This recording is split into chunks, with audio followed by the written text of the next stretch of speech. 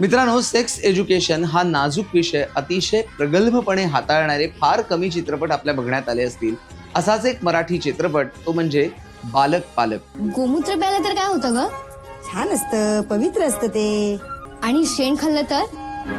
बालक पालक हा चित्रपट कमालीचा गाजला, लोकप्रिय झाला. पण तुम्हाला माहितीये का की बालक पालक हा चित्रपट कोणत्या एकांकिकेवर आधारित होता? डहाणूकर कॉलेजनं सादर केलेली एकांकिका होती. त्या एकांकिकेचं नावही होतं BP. मुळात तोच विषय आहे त्या चित्रपटाचा. पण चित्रपटाचं नाव होताना नाव बदलून ते बालक पालक असं करण्यात आलं. पण याच कथानकावर आधारित एकांकिकेनंतर नाटक झालं होतं का? तुम्हाला आठवतंय का?